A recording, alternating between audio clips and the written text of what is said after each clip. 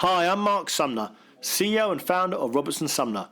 Welcome to the Channel Chat podcast, where we will share learnings, best practices and failures with some of the biggest names in the IT industry. Today in the COVID Channel Chat virtual studio, we had Nigel Dunn, the MD of Jabra, about how remote working was working for their company, and also as they're a communications company, how they could actually help other companies be more effective. So sit back, listen and enjoy. What did you make of Boris Johnson's and Rich's proposed financial package a week Friday ago? Did you think that was enough to get UK PLC back on track? First of all, I think it was big and decisive action. And I also thought that Mr. Sunak he gave a superb statesman-like speech. I thought it was very, very good. Real leadership. I think, we'd been a bit wishy-washy up until then, but now we're pretty definitive. I thought Boris Johnson did a good job last night. It was pretty clear what we need to do. So pretty good. As for the package, I mean, it's big. Wow, is it big? £330 billion. I think he's done a great job in actually trying to keep business moving, trying to keep Britain alive, and also to look after the anxiety of people who are going to be short-term laid off, not able to go to work, etc. It's allayed a lot of fears. There are some questions about bits on the edges, certainly about self-employed people, but I think all around it was a great package, and I think it will help industry, no doubt, in a very tough time. Great. And it was probably impossible to understand the speed and severity of what was happening. Do you think what lessons do you think the UK will learn, or companies will learn from when this is all over and we're back to normal, if there is going to be a back to normal working place? Yeah, it's a good question, isn't it? I mean, first of all, it's very difficult to plan for extremes. The flooding, or I remember a few years ago we had our office flood. These things you just can't plan for because they are so extreme. It's beyond us, and you can't plan a business on what happens if economies collapse, etc. You have to sort of budget for survival and then move forward. But I think that there is a big lesson to be learned, that technology has helped us tremendously to advance, and sometimes we adopt technology sensibly to save costs. Sometimes it's to move your business forward and increase your productivity. I think we get lost in the middle ground. So I think there's an awful lot of technology adopted just for the sake of it and just because it seems to be the right thing to do and it saves cost, whereas the people who really plan their business, and all the buzzwords come out right now about things like being in the cloud and having digital contact centers and all these sorts of things, or a proper home working policy. Do you know what? They come home to roost at this moment. I think a lot of companies it's a stark warning for everybody, and think, okay, maybe we need to take these things a bit more seriously and long-term plan and make our businesses a bit more resilient. It's very tough though, because this is a hard lesson for everyone to learn, and it's taken us all by surprise.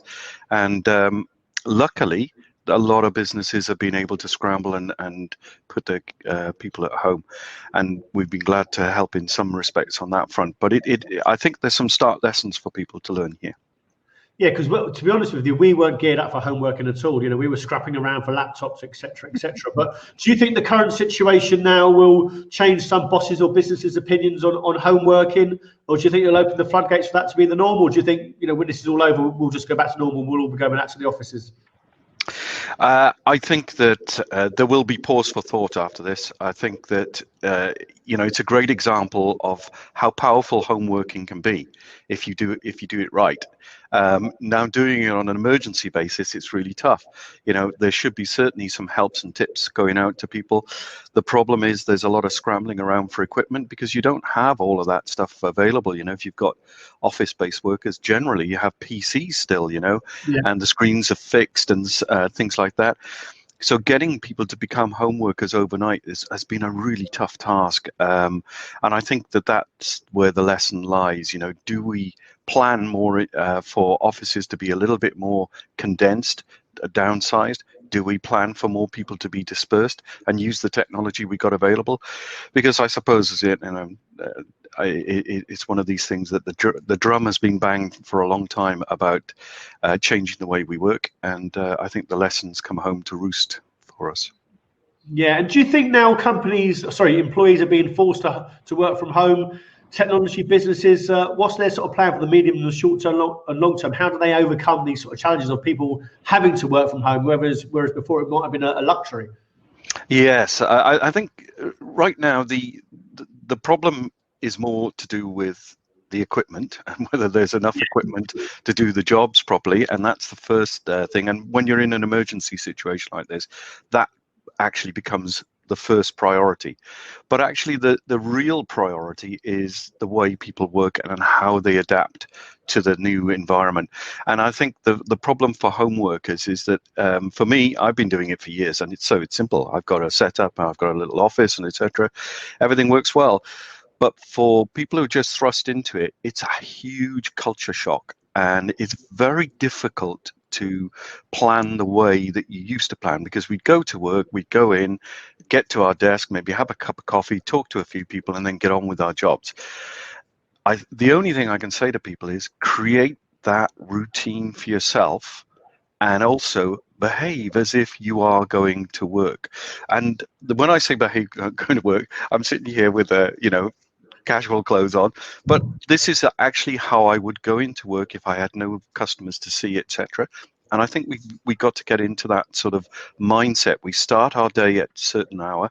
We create a to-do list. We make sure we rigorously go through that and achieve what we want to achieve.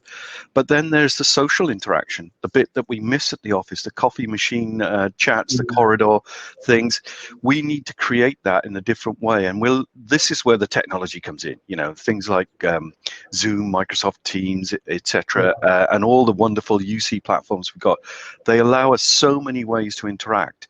Now it's going to come to our rescue in all of these things, because the one thing I would urge all companies is to make sure that they socially interact as well as interact with not just the meetings, but to ring up and say, hey Mark, how are you doing? How is your family? Have you got enough provisions in there? Nobody's ill, are they? And just check, because there's an enormous amount of outside anxiety when we turn the computer off and we settle for the day. Guess what? We see the news, and that's pretty depressing.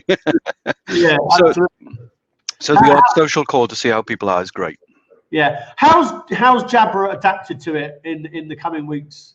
How are they going to adapt to it in the coming weeks? Is it going to be easy for you to do that, or? Yeah, I mean, sadly, we're a communications company, so this is what we do for a living, and here we are using our technology. Yes, it's simple for us because in fact, we learned the big lesson when the floods hit our office when we used to be in Egham, and we had to disperse everybody home because literally the server was underwater, and we from that day, everything was in the cloud. We just went home. Nobody even knew that when they rang up their internal salesperson that we were somewhere else, and that's the way it should be. So we're okay. The problem for us is supplying the demand right now. With all of the people moving to home working, and the rush to do that. Obviously, we tried our best to make sure that customers get the kinds of products that will make them productive at home. We have prioritized emergency service and medical services. We prioritize blue lights. We prioritize government departments and education wherever we possibly can. But of course, there's a huge gamut of customers out there, and we're still trying to handle all of that. And over the next few weeks, and I think through the months of April and possibly even to May, it's going to be a tough time in trying to get everybody mobilized and doing what they need to do. So yeah, we're very, very busy at the moment. And I'm not asking you to have a crystal ball, Nigel, but in your opinion, how do you see the next sort of 3 to 6 months panning out? Do you think this will be over in sort of 3 or 6 months, or do you think it'll run for the rest of the year?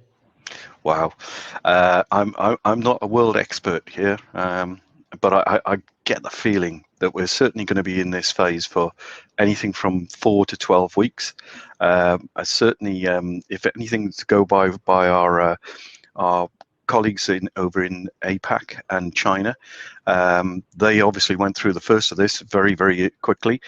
They're now emerging from the other side tentatively. Factories are up to capacity now, and we're producing away. But of course, we need to be double capacity right now to catch up.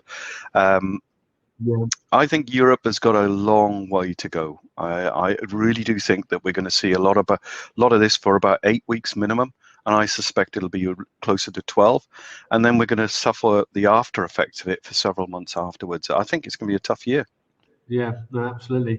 And if you were going to, obviously you're a communications company, and if you were going to give like a, one or two really good tips for companies that haven't got those facilities, that haven't suddenly adapted, they're scrapping around for laptops and headsets, etc., what would be your tips for them to sort of act now, and how should they be adapting to this new situation?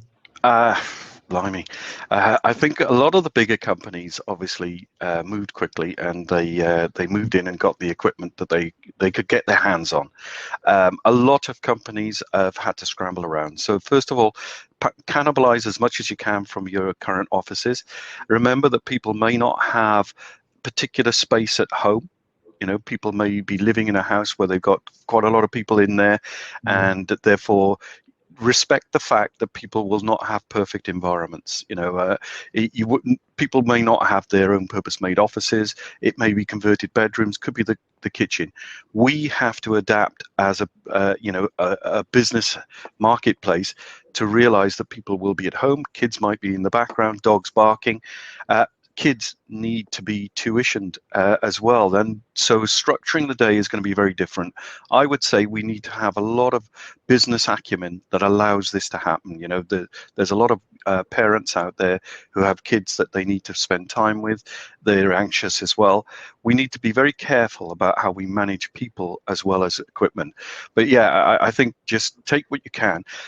Amazon is our friend here, I think, for small to medium-sized businesses. What you're missing, you're probably more likely to get it online than through normal sources at the moment. You certainly can't go down to the local electronics shop and buy what you need. Take what you can from your offices and put it back again later. Great. All right, Nigel, that's it. That's fair. Thanks. Thanks for joining us and listening to another episode of our Channel Chat podcast. If you've enjoyed what you've heard and are listening on iTunes, please could you give us a review and subscribe in order to get the newest episodes as soon as they're released. Otherwise, as always, we release an episode every Thursday at midday, so hopefully you can join us then.